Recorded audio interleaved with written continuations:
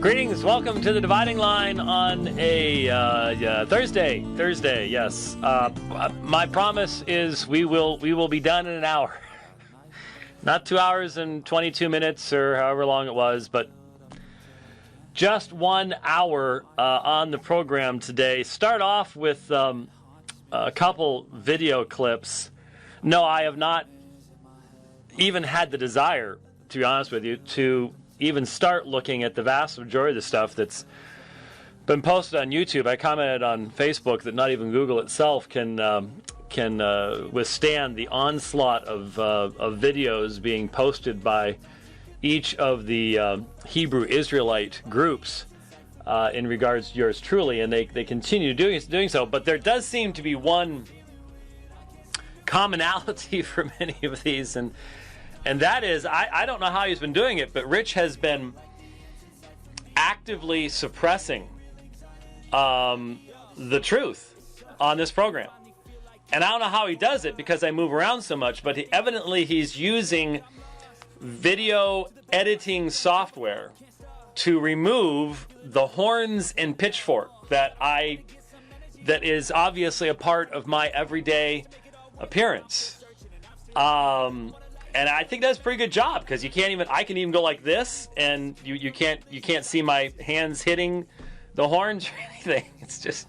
Yeah, but I haven't perfected the beam in and beam out effect. Well, wait a minute. Don't ruin it. We're going to get to that. I'll show it a little bit later. It is pretty cool that we are going to show you a new effect that Rich does want to work on, because it would be cool to start the program this way.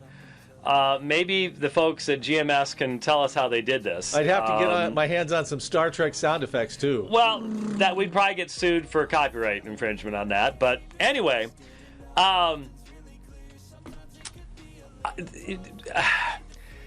some of this, look, some of you have already said there's no reason to be dealing with this stuff because this is, so much of this stuff is just so silly, it's beneath comment. I hear you. Let me point something out.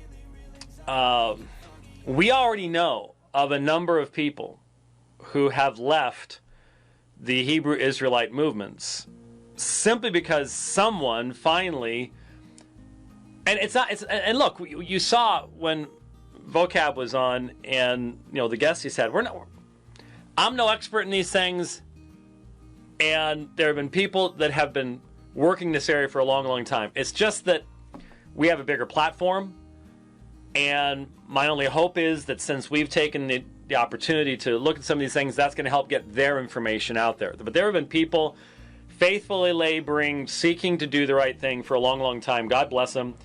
And I just hope that the fact that we've taken an interest is encouraging to them and useful to them and things like that. But the reality is that there are people who are trapped in these systems, and it's real easy to look at some of the stuff I'm going to show you today and go, oh, you've got to be kidding me. Why waste your time? Well, it's not a waste of time, because we already know of people who finally hearing the message of the gospel, hearing someone who stands up and says, no, that's wrong, here's why it's wrong. They've been freed from these groups.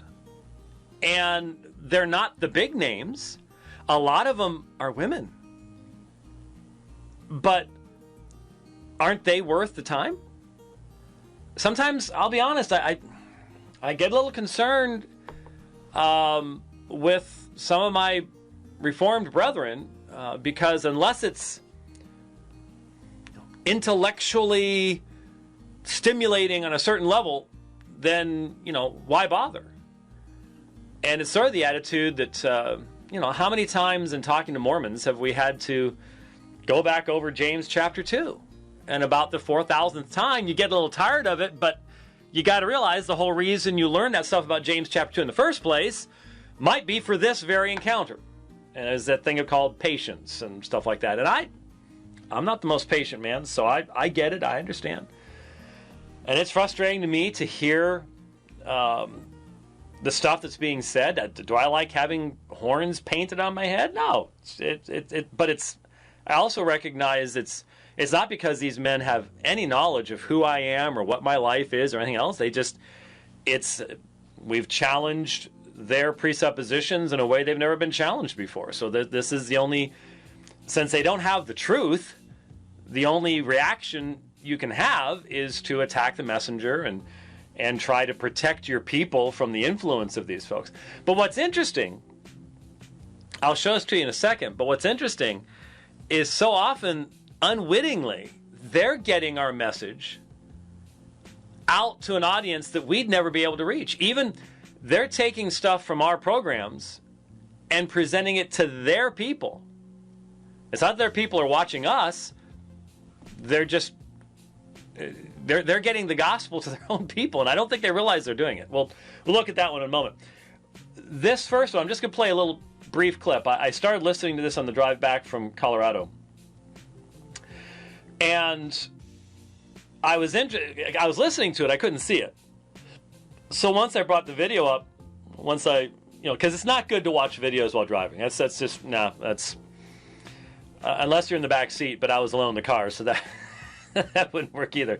I was sort of interested in seeing what was going on when I first started listening to this. Just to sort of, I don't know, it gives sort of an insight into what the people are doing and what it looks like and things like that. So I want to play a little section of this. This is GOCC responding to my pseudo scholarship, and it was I predicted that this was going to happen. I'm not sure if I did on the program, but in my mind I said, okay, if I've brought up in the debate, we brought up the issue of the Lord's Day, remember? And of course I challenged Elder Dakar, provide some meaningful argumentation of the connection. You keep saying that because the Babylonians did this, then